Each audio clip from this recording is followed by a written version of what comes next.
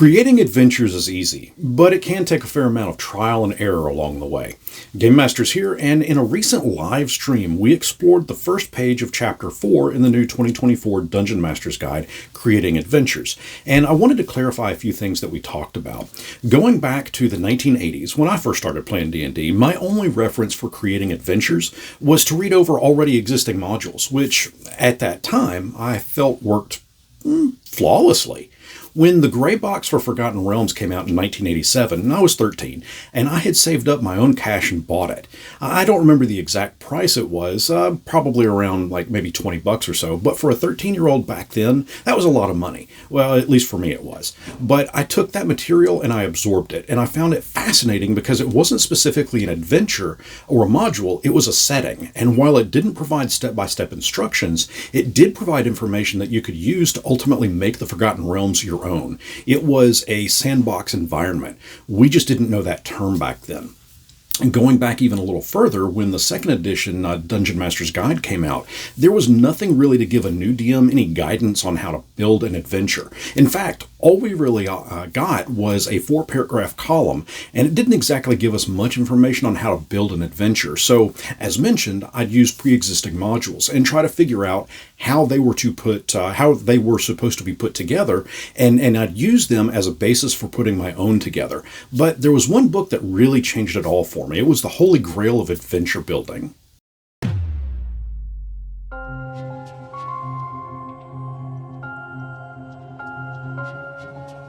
The Dungeon Master's Design Kit, which by all rights was exactly a step-by-step guide, and then some, a tome of knowledge, it did exactly this. It took you step-by-step through how to build an adventure, how to create villains, how to make plots, set up story hooks, how to do all of it. But it wasn't something you could just grab and just throw something together quickly. To get the most out of it, you really needed to sit down and read over the 90-something pages and all the different forms and the tables that it contained. Simply put, creating an adventure was fairly involved. But if it's a book that you're interested in, and I do recommend it, as the core of the information in it can help even in the new 5th edition version of the game, I'll leave a link down in the description as to where you can grab a copy.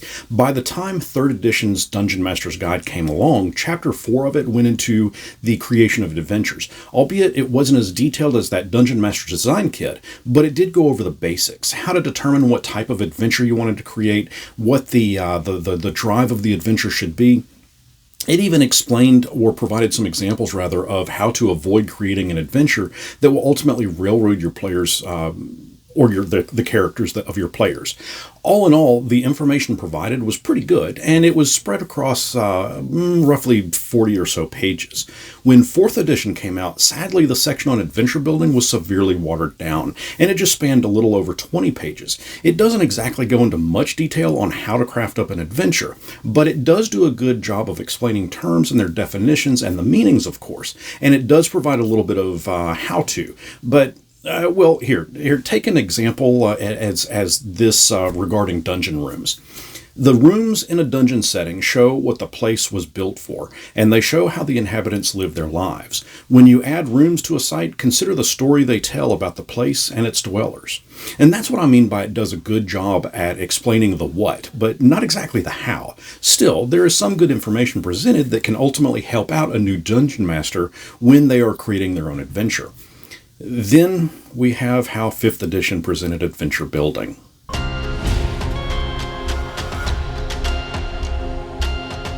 5th edition from 2014 has a section on creating up adventures as well, and it's been dropped down to about 14 pages, but it does something a little different in it that it does provide a step-by-step on how to make your own adventure. While it tells us that step 1 is to identify the party's goals, and the next step should be to identify important NPCs, then to flesh out locations and details, everything that it does talk about references you to a different part of the book, which, don't get me wrong, that's the entire point of the book. But in doing this layout this way, there's a lot of page turning back and forth and flipping around.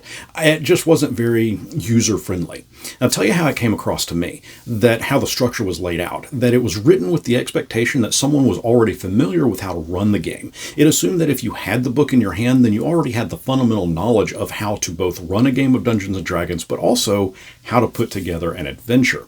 There is a big part of me that wonders if that's part of the reason we never really got any supplemental books for 5th edition. Sure, we We get a little bit of lore here and there in the different adventure books, but for the most part, anything lore-driven was accompanied by that adventure. I just don't think that the 2014 version of D&D really lent itself to encourage the Dungeon Master to get creative, to use outside-of-the-box thinking, at least not for a new Dungeon Master, because again, I can't help but feel it was the 2014 version that was designed more for a DM that already had played the game before. Sure, someone who's never played it before can pick it up and run with it. I just didn't see it as being too user-friendly. And that leads me to the new 5.5 edition of the Dungeon Master's Guide.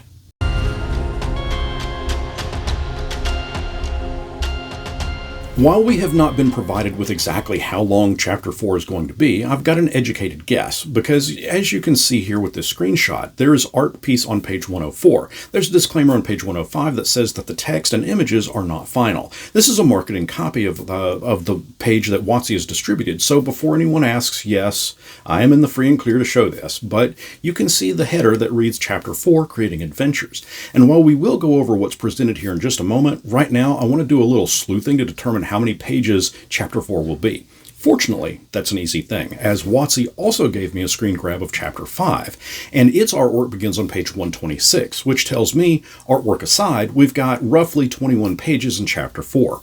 Real fast though, we can see that Chapter 5 covers creating campaigns, which is essentially adding several adventures together. But today's video is focusing on adventures, so let's jump back to the screen grab of that initial page on Chapter 4. 5.5, it appears, is going to do something that the past editions didn't, and that is to provide a clear step-by-step guide up front. While we get somewhat of a guide in the 2014 version, as mentioned, it came across as being geared more towards someone with past D&D experience. I may be reaching a little bit here, I admit, but from what I see on this page, it looks to me that it's going to cater more to the new DM, that the information presented is going to be clear and upfront with little page turning back and forth. I'm sure there will be elements of page turning, but from the interviews that I've seen, it all looks as if this new Dungeon Master's Guide in Chapter 4 specifically is going to be very user-friendly.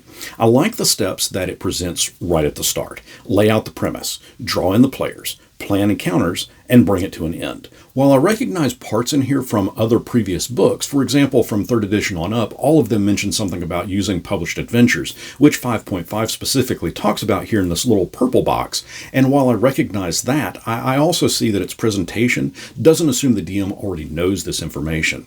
I think that's what excites me about this new 5.5 version of the game.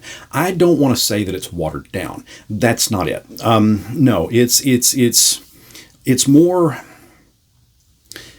Okay, I've been running D&D games for nearly 40 years. I've seen a lot of things happen both in-game, but also surrounding the game during that time.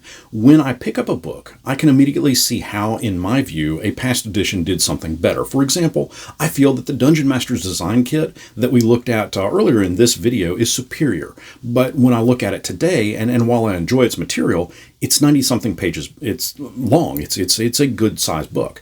That's a lot to slog through just to create an adventure. Given with nearly 40 years of experience, I don't exactly need that book any longer, or the advice that this new 5.5 version provides. But what if I was a new player? One that just started last year, or perhaps I get this new DMG for Christmas this year, having never picked up a D&D book before. Well, this is what I mean by this edition kind of excites me. If this new 5.5 version helps a new player to ease into the role of the Dungeon Master by providing to them the tools that are clearly marked, that a crescent wrench is clearly marked as a crescent wrench, and that a monkey wrench is clearly marked as a monkey wrench, and that a plumber's wrench is, well, you kind of get the idea. You may be able to use the wrenches interchangeably, but that doesn't exactly mean that using a monkey wrench is the best tool for tightening your water pipes. And by everything that I've seen so far, that's what it appears that this new 5.5 Dungeon Master's Guide is setting out to do, to provide the DM a specific set of tools for a specific task. And while past editions have provided tools, 5.5 looks to be presenting them in a much more user-friendly way.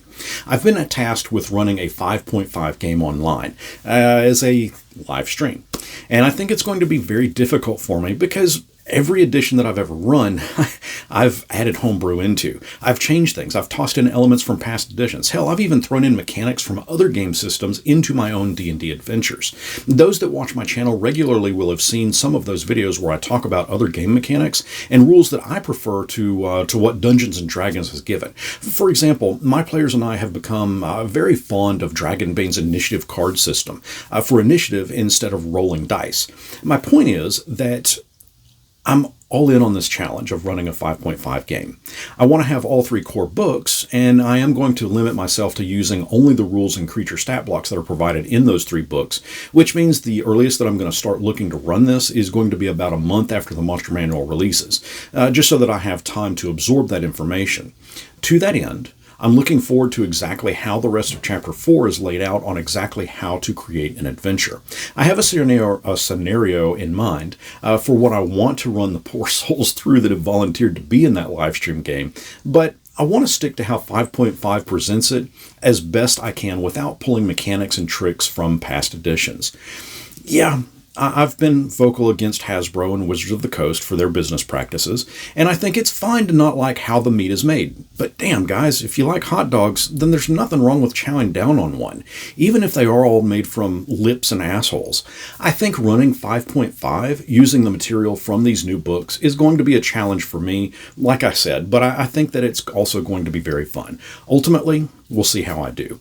And you all, of course, are invited to watch when it airs, and I'll also be doing a video, perhaps a live stream on crafting an adventure using Chapter 4 of the 5.5 Dungeon Master's Guide once we get that in. So be sure to subscribe so you don't miss that. I want to thank everyone for watching today's video. You all are certainly helping this channel to grow, and I also want to thank my YouTube and Patreon members as their contributions made it so that I didn't need to take on a sponsored ad for today's video. And come on, we all skip that anyway. Over on Patreon, I also provide fun downloadables to help enhance your game, from character tracking sheets to even fixing the entire Vecna Eve of Ruin campaign. If you'd like to know more, I'll leave a link to my Patreon down below me here in my little talking box and down in the description. I'd also like to invite you all to join my Discord. We've got a lively bunch in there, and we get into some fun conversations. It's also a place where you can help me shape the direction and future of this channel, as many of the videos that I make have all been asked for and recommended by my Discord members. I'll leave a link down to that below as well. Past editions of Dungeons & Dragons will always and forever be my go-to material, especially 2nd edition, because, well, honestly, that's when I started playing, that's what I cut my teeth on. But as mentioned in today's video, I'm going to do my best to block all that information out and attempt to run a 5.5 game using only the material provided from the 2024-2025 books. To that end, what advice can you guys give me on exactly how I can pull that off effectively? And don't say lobotomy. Let's keep this conversation going down in the comments. And again, talk to me down in the comments.